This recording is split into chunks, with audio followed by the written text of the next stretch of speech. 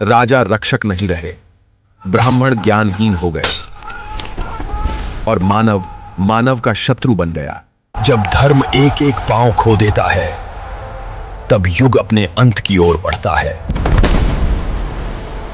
यह वही कलयुग है जहां धर्म स्मृति बन गया, सत्य बोझ बन गया और अधर्म सत्ता बन बैठा। जब अधर्म सीमा पार करता है, तो प्रकृति न्याय बन जाती है। हे नारायण, पृथ्वी अब और भार नहीं सह सकती। जब अधर्म अजेय लगे, तब अवतार अवश्यंभावी होता है।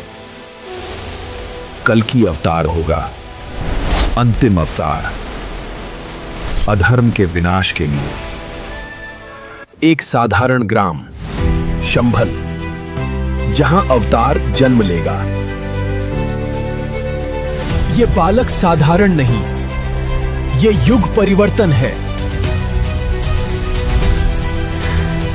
यह अश्व केवल गति नहीं, यह धर्म का वाहन है।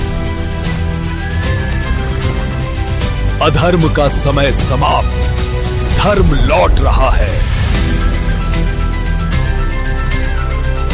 यह युद्ध सत्ता का नहीं, चेतना का है। ज्ञान बिना शक्ति अंधा है और शक्ति बिना धर्म राक्षसी।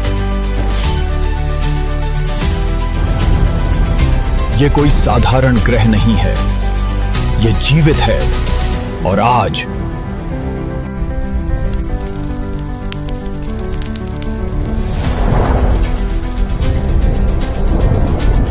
हमने इसे विकास कहा, लेकिन पृथ्वी ने इसे एक घाव समझा। 500 वर्ष पहले एक संत ने भविष्य को देख लिया था।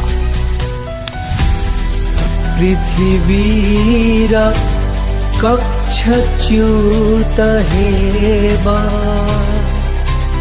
आज विज्ञान वही बोल रहा है जो संत ने तब कहा था। सूर्य प्रकाश नहीं देता, वो दंड देता है।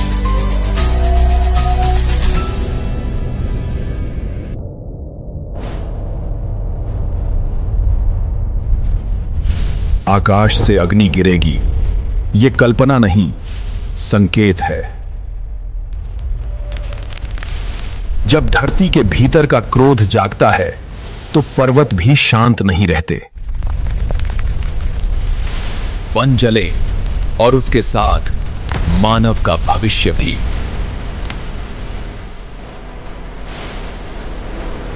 जल जो जीवन था, अब विलास बन गया। यह सब अचानक नहीं हुआ, ये 64 योगों का परिणाम है।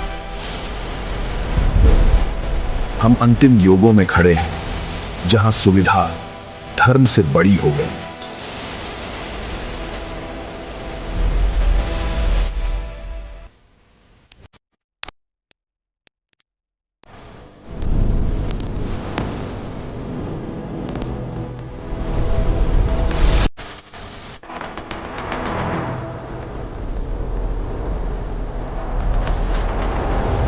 ट्रांसक्रिप्शन, ये विनाश नहीं, शुद्धि है। जहां धर्म स्वभाव होगा और मानव मानव होगा, वही सतयुग है। जब जब धर्म की हानि होती है, तब तब अवतार होता है।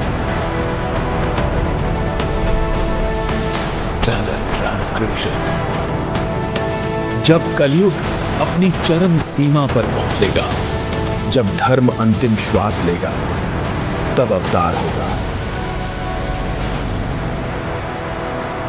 कलयुग का अंत अवश्यंभावी है और कल्कि का आगमन निश्चित। ट्रांसक्रिप्शन, धरती कांप रही है, जैसे वो स्वयं चेतावनी दे रही हो। ट्रांसक्रिप्शन, और फिर सत्य युग का आरंभ होगा, जब अधर्म अपनी सीमा पार करता है तब कल्कि आते हैं।